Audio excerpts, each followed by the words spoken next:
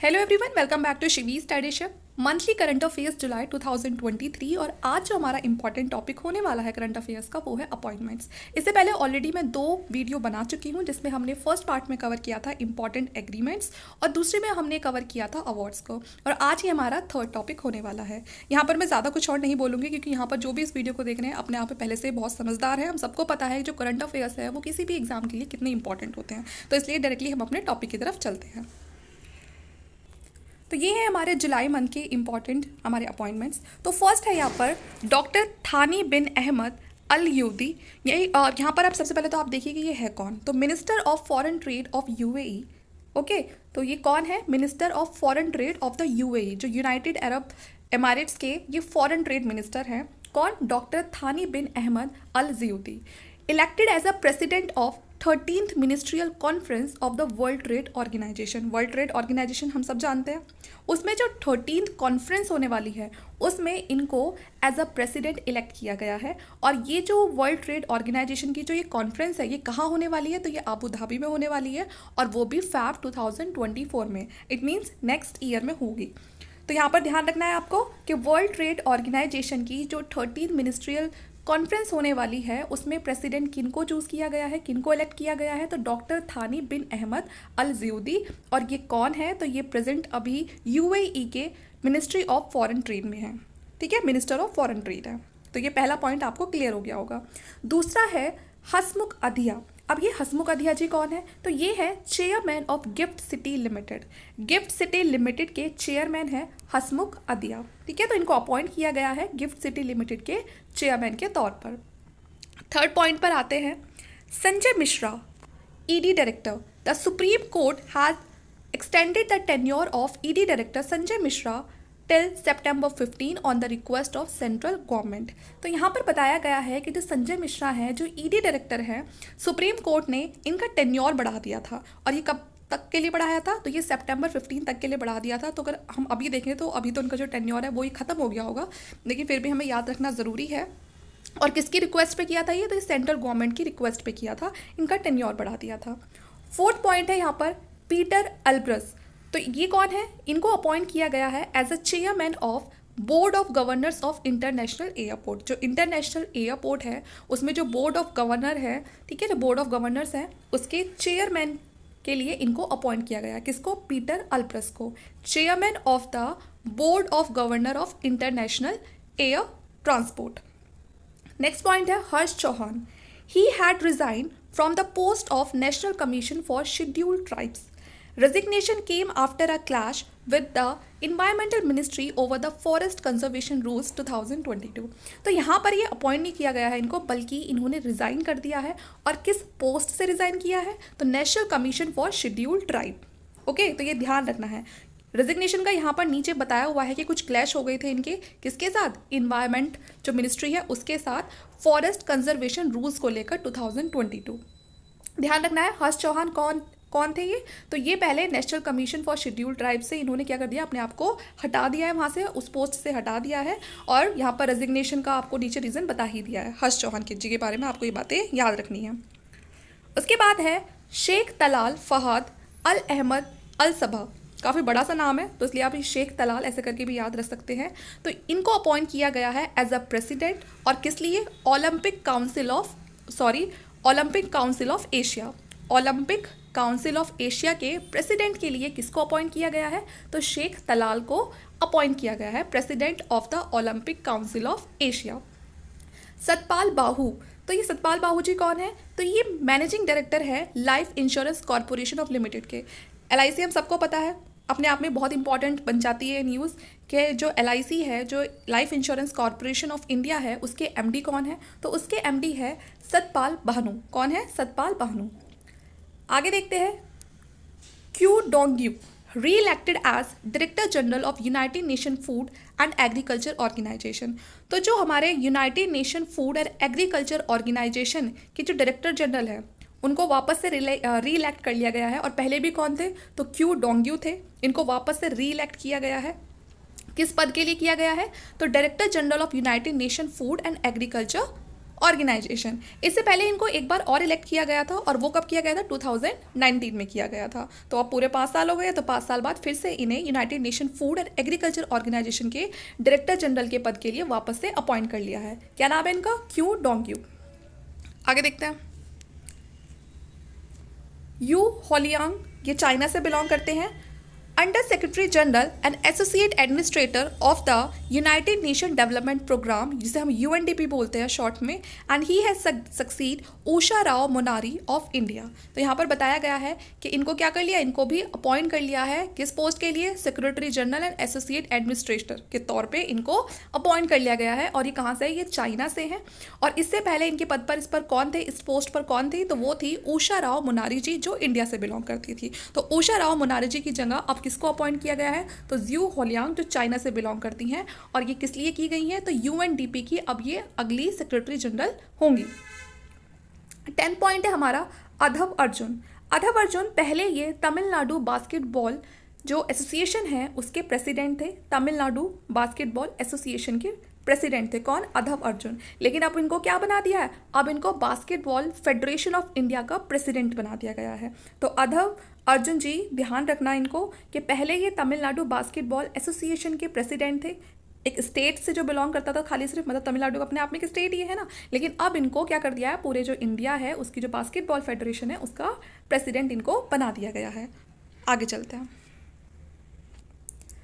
Next point है हमारा 11, Shahrukh Khan, brand ambassador of ICC world cup 2023। तो शाहरुख खान को ब्रांड एम्बेसडर बनाया गया है आईसीसी वर्ल्ड कप 2023 का।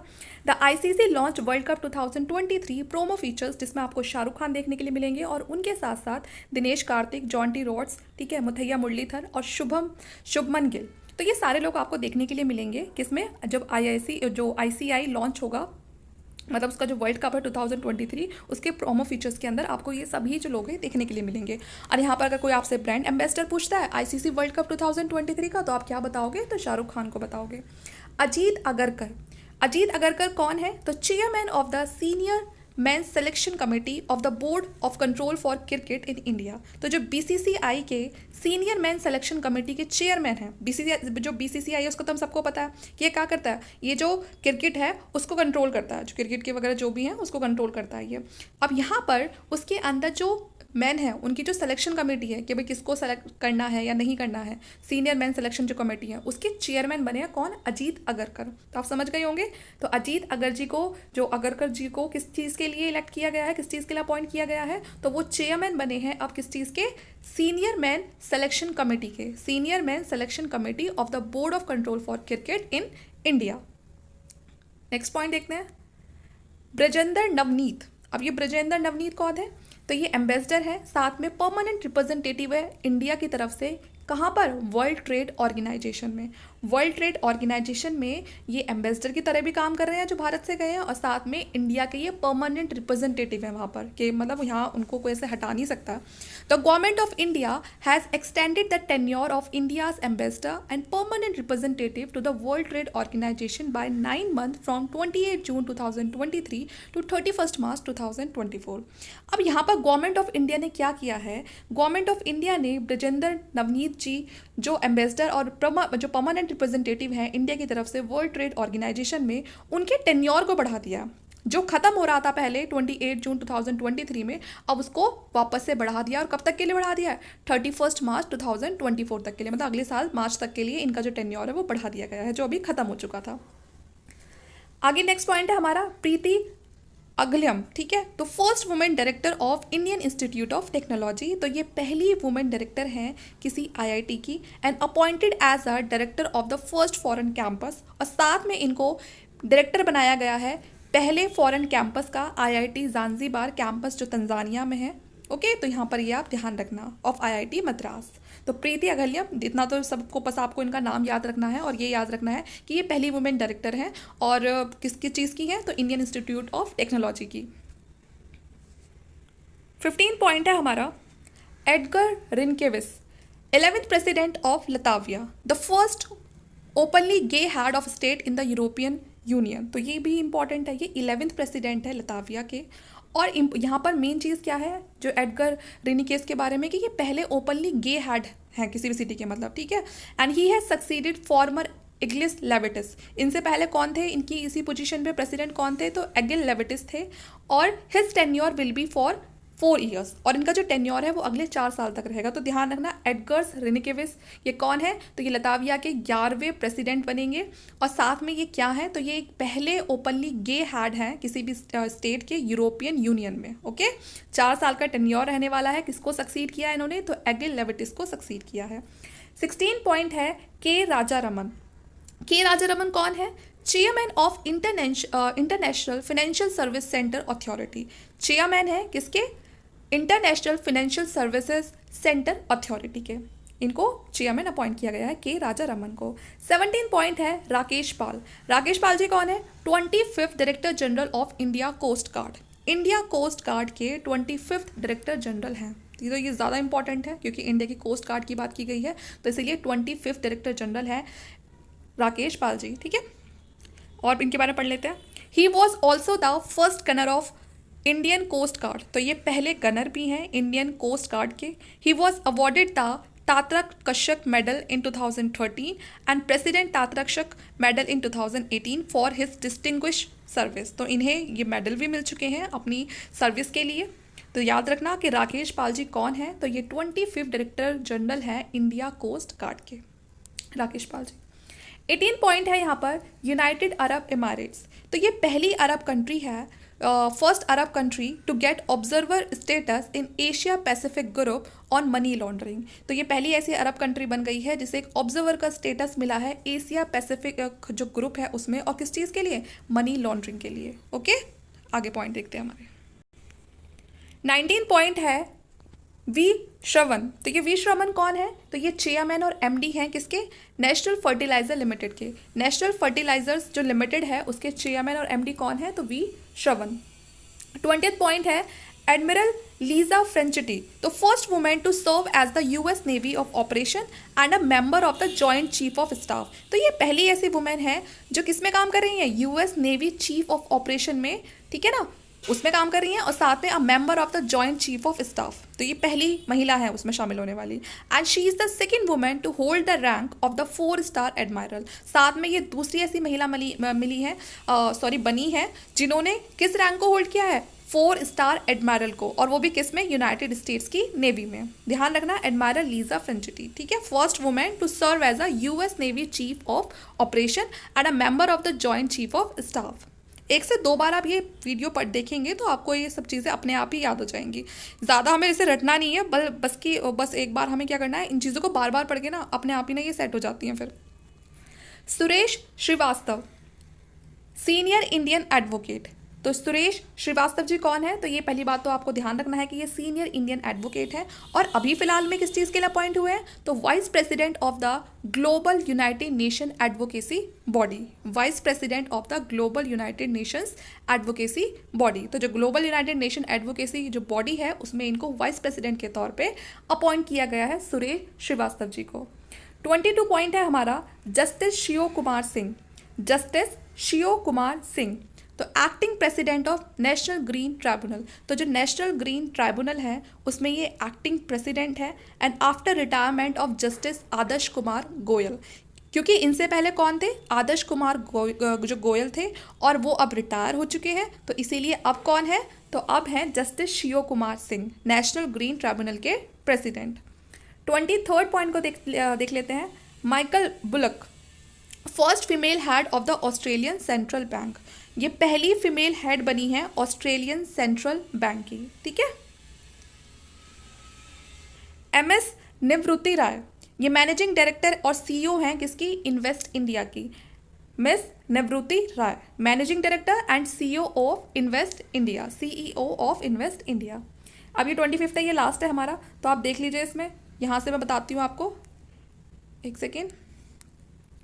Indian Bank Association has constituted a 5-member working group to implement the recommendation of the Reserve Bank of India Committee on functioning of asset reconstruction company। तो यहाँ पर जो Indian bank association है उसमें ये कुछ 5 member working group आ रहे हैं जिससे कि वो जो रिजर्व बैंक ऑफ इंडिया है उसकी रिकमेंडेशन को फॉलो कर सके।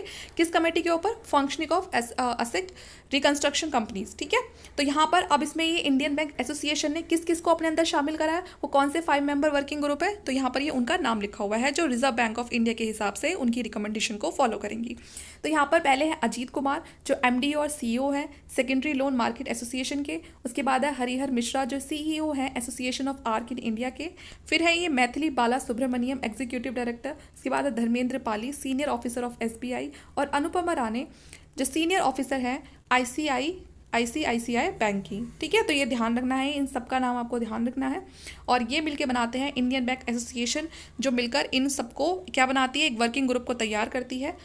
और यहाँ पर ये क्या करेंगे, ये इम्प्लीमेंट करेंगे किसकी रिकमेंडेशन को, रिजर्व बैंक ऑफ इंडिया की जो रिकमेंडेशन है उसको। और किस कमेटी के ऊपर, तो यहाँ पर ये आपके सामने लिखा हुआ है कि इस कमेटी की जो भी रिकमेंडेशन दी जाएंगी इस कमेटी के अंदर by reserve bank of India उनको फॉलो करने का काम इन जो ये वर्किंग ग्रुप्स मैंने आपको बताया इनका है। ओके, तो आपको ये सारे पॉइंट समझ में आ गए होंगे जितने भी मैंने पढ़ाए। अगर आपको इसका पीडीएफ चाहिए तो प्लीज़ आप मुझे कमेंट करके ज़रूर बताइएगा और पीडीएफ के लिए आप मेरे टेलीग्राम ग्रुप को ज़रूर ज्वाइन कर लीजिएगा।